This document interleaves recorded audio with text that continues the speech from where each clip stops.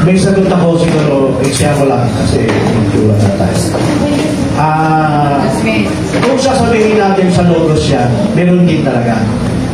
Isang halimbawa natin ang 17:5 ng Juan. Ano ba ang pagkakasabi doon? Basahin natin. Glorify me. Hinihingi ni Kristo, Kaluwalhatian. yung kaluwalhati ang dati, tingnan mo na niya. Bago pa man ang sanglibutan ay maging gayon. Yung kaluwalhatian na yun, may kinalaman din yun sa pagsamba sa kanya. Dati pa, naluwalhatin na. Bago pa naluwalhatin sa lumati pa. Di ba sabi ni Kristo, Concept. Ama, Duwal hihingi ni Kristo, luwalhatiin mo ako. sa iyong pangalan. Ngayon ba? Sabi niya, ngayon. Gaya ng Luwalhating luwalhating tinamo. sa iyo. Kailan ba yung tinamo niya? Logos yun eh. Pero ibig bang sabihin, in reality, nangyari talaga. In reality, hindi. By logos, yes. Sa kaisipan ng Diyos, by His foreknowledge, nangyari talaga. Kaya hinihingi ni Kristo ngayon sa lupa yun. Kung ano yung nandun sa logos. Okay. So, yun yung sagot ko kung sa logos ha. Hinihingi pa niya. Ngayon, Ang dati naman ang nasa kanya. kung hindi logos ito, kailan?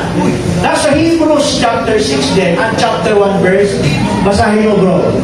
Punta tayo sa Hebrews chapter 1. Dito. Sundan ninyo.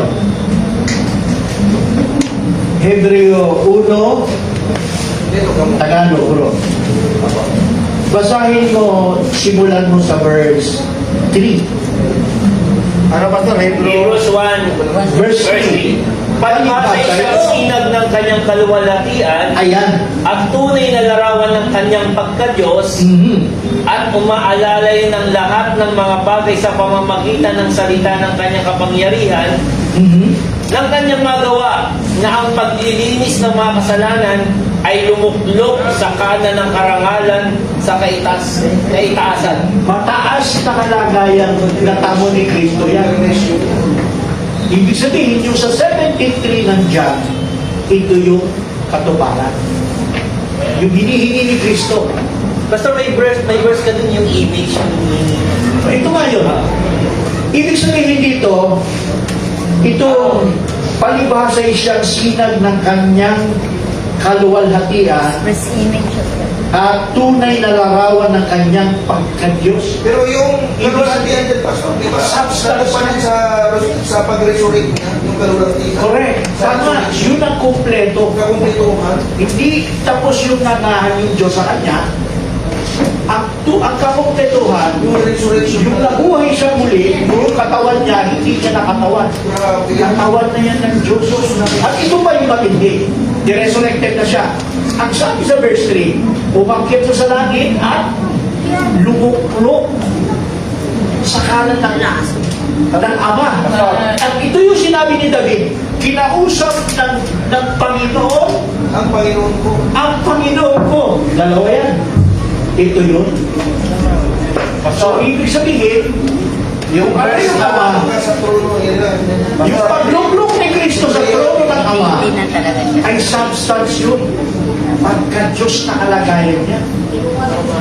Kaya, kung si Kristo yun, di ba, sinabi ni Pablo, Umuo na yun. tuloy ko lang yan, ano yung tanong mo? Ano yung Yung tanong kasi ni Padre Ruel, kung tinanggap natin ang Kristo sa doon pala, sa logos? tatanggap ulit siya, dalawang beses. Hindi. Isang beses lang. Hindi, kung yun ang OXS na siya doon. Kung nag-exist na, Oo, tama. parang makikidalawang Hindi na mo pwede, irrelevant na yun. Oo. Kasi, Kaya niya hihingin. Ba't niya pa bakit pa niya hihingin? hihingi? Natanggap niya na, di Oo, ba? parang gano'n eh. Kaya hinihingi ni Kristo kasi sa logos yun eh. Panukala ng Oo, panukala ng Diyos yun eh. Nakita ni Kristo sa panukala ng Diyos na magtatago siya. katuparan. Kaya sabi, hinihingi ni Kristo.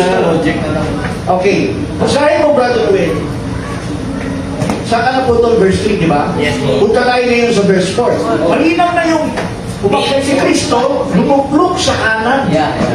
Aba, pag lumuklok si Kristo sa kanan, wala nang ibang katulad niya, kundi ang Diyos. Hindi literal na si Kristo na sa kanan ng Diyos, nakalutang. Ibig sabihin niya, it speaks about the Godhead. The all authority of God was given or invested to Jesus Christ. Kasi kung siya yung pastor, hindi siya sabihin mo sa kanan.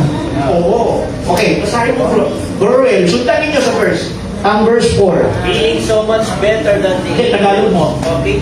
Na naging lalong mabuti kaysa sa mga anghel. Naging lalong mabuti kayo sa akin. Okay, tuloy. Palibhasa'y nagmana ng pangalan, lalong marilag na pangalan kaysa sa kanila. Okay, kaya tuloy. Verse 5. Sapagkat kanino nga sa mga anghel sinabi niya kailanman, ikaw ay aking anak, ikaw ay aking pinanganak ngayon. Ngayon. At muli, ako'y magiging kanyang ama, Ha? at siya'y magiging aking anak. Si Kristo na pinanganak from Bethlehem, at siya ay bago na River Jordan. Mataas ang kalagayan ng anghel kaysa sa kanya. Tama? Kasi sabi, he made a lower, ano sabi gano'n? Being Oh, made so much better than the angel. Tama. Pero nung natupad sa kanya yung substance, yung binigay sa kanya ng Diyos, ang mana ng kanyang pagka-Diyos at ang kanyang pangalan is more than the angels. Kaya yung pagdating sa verse 6, At muli nang dinadala niya ang pangalan sa sangkalupaan, ay sinasabi, at sambahin siya ng lahat ng mga anghel ng Diyos. ano, dapat ba si Kristo yan? Dapat. Yes. Mula sa pagiging mababa, nagtagumpay si Kristo at minana niya ang pagka-Diyos. Kaya nagkaroon siya ng form of God.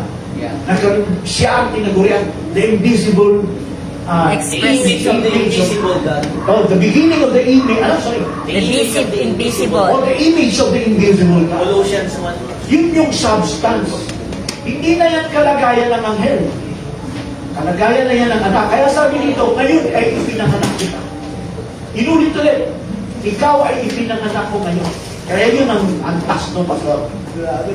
Oh, so, ibig sabihin nito, substance to, pinapakita rito.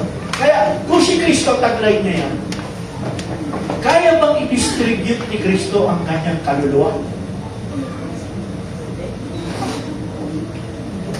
Diyos lang may kakayanan yan eh. Diyos lang ang may kakayanan na i-distribute ang kanyang spirit. Grabe, no? Pero, si Kristo ba? May kakayanan ba si Kristo Binigay sa kanya i-distribute lahat ang ng kaluluwa niya? kapangyarihan. Yes or no? Yes. Ayan, sasagutin niya. Gusto niyo maging assignment yan? Kailan pa sa... O ngayon, Kailan nagiging sabihin na... May talata po. Ngayon, sasagutin. May talata. Sabi na! May karapatan na pong ibigay ito. Tama!